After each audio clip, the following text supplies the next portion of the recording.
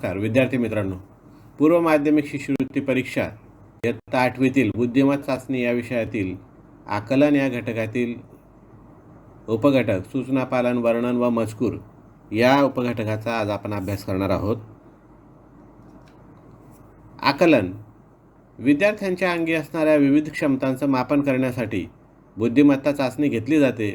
आपल्या ज्ञानेंद्रियांच्या मदतीने परिसरातून घेतलेल्या अनुभवांचे आपल्या मेंदूद्वारे स्वतःच्या शब्दात केले जाणारे विश्लेषण म्हणजे आकलन होय. आकलनामध्ये सूचनापालन व मजकूर, भाषाज्ञान, इंग्रजी अक्षरमाला या घटकांवर प्रश्न विचारले जातात. आकलन म्हणजे काय? तर आकलन म्हणजे वाचलेला मजकूर समजून घेणे व त्याचे विश्लेषण करून स्वतःला व इतरांना समजावून देण्याची क्षमता प्राप्त करणे होय. सूचनापालन वर्णन व मजकूर या घटकात काही मजकूर किंवा सूचना दिलेल्या असतात. तसेच विशिष्ट अटी पाडून अक्षरे, अंक यांच्या श्रेणीत गट तयार करून त्यातील विविध अक्षरे किंवा अंक शोधावयाचे असतात. एखाद्या वाक्यातील शब्दांची अदलाबदल करायची असते. तसेच एखाद्या शब्दातील अक्षरांचा क्रम शोधून नवीन शब्द तयार करावयाचा असतो. शब्द किंवा वाक्यातील जोडाक्षरे, स्वरांत शब्द, अकारांत शब्द, आकारांत शब्द, त्याचप्रमाणे 2, 3, 4 अक्षरी शब्द यांची संख्या शोधायची असते. या उपघटकामध्ये मराठी वर्णमालेतील अक्षरांचा विचार केला जातो. मराठी वर्णमालेत 12 स्वर, 2 स्वरादी आणि 34 व्यंजने तसेच 2 संयुक्त व्यंजने असतात. मराठी वर्णमालेतील 12 स्वर अ, आ, ई, उ, ऋ, लृ, ए, ऐ, ओ, औ. 2 स्वरादी अम, आहा. 34 व्यंजने क, ख, ग, घ, च, छ, ज, झ, ट, ठ, ड, ढ, न, त, थ, द, ध, न, प, फ, ब, भ, म, य, र, ल, व, श, श, स, ह, ळ आणि 2 संयुक्त व्यंजने क्ष आणि ज्ञ. ही मराठी वर्णमाला आहे. आता मराठी वर्णमालेतील काही वैशिष्ट्य ज्यांचा आपण या ठिकाणी आपल्याला वापर करायचा आहे. त्याच्यातलं पहिलं वैशिष्ट्य आहे सर्व स्वर ही अक्षरे आहेत. उदाहरणार्थ सर्व स्वर अ, आ, ई, उ, ऋ, लृ, ए, ऐ, ओ, औ. सर्व स्वर आणि व्यंजनांच्या संयोगाने अक्षर तयार होतं.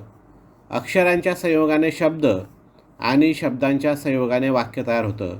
उदाहरणार्थ का हा शब्द क अधिक आ या पद्धतीने तयार झालेला असतो. ली हा शब्द ल अधिक ई, तर मी हा शब्द म अधिक ई या स्वर आणि व्यंजनांच्या संयोगाने तयार झालेला असतो. जोडाक्षर हे 2 किंवा अधिक अक्षरांपासून तयार होतात.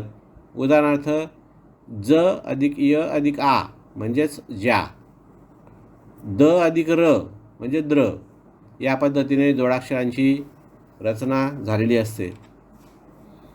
चौथं वैशिष्ट्य संयुक्त व्यंजनात एकापेक्षा जास्त अक्षरे असल्याने ती जोडाक्षरे असतात. उदाहरणार्थ क्ष व ज्ञ ही संयुक्त व्यंजने एकापेक्षा जास्त अक्षरे असल्याने ती जोडाक्षरे म्हणून मानली जातात. कृ, ऋ, ऋ, हृदय या शब्दामध्ये फक्त एकच व्यंजन ऋ या स्वराबरोबर जोडलेले आहे, म्हणून ही जोडाक्षरे नाहीत. 6वं वैशिष्ट्य आहे वक्र, शीर्ष, नाऱ्या, श्रावण या शब्दातील जोडाक्षरामध्ये 2 व्यंजने स्वरासोबत मिसळतात, म्हणून ती जोडाक्षरे आहेत. उदाहरणार्थ वक्र या शब्दातील क्र या शब्दामध्ये या अक्षरात क अधिक र अधिक अ यांचा संयोग होतो, म्हणून हे जोडाक्षर आहे. त्याचप्रमाणे शीर्ष या शब्दामधला श बरोबर र अधिक श अधिक अ म्हणून तेही जोडाक्षर मानलं जातं. 7वं वैशिष्ट्य आहे शब्दातील अक्षरे मोजताना जोडाक्षराला एकच अक्षर मोजतात. उदाहरणार्थ ईश्वर या शब्दात श्व हे जोडाक्षर व ई आणि र हे 2 अनुक्रमे स्वर आणि व्यंजने अशी 3 अक्षरे आहेत. 8वं वैशिष्ट्य प्रत्येक अक्षराचा अंत स्वराने होतो, म्हणून त्यांना अकारांत अक्षर असं म्हणतात. उदाहरणार्थ क बरोबर क अधिक अ, च बरोबर च अधिक अ, त्याचप्रमाणे ज्या शब्दांचा अंत काना असलेल्या अक्षराने होतो त्यांना आकारांत शब्द म्हणतात. उदाहरणार्थ लखा, काका, मामा, बाबा. पुढचं वैशिष्ट्य, जोडाक्षरयुक्त शब्दांत कमीत कमी एक जोडाक्षर असणं महत्त्वाचं आहे. त्याला जोडाक्षर असं म्हणतात.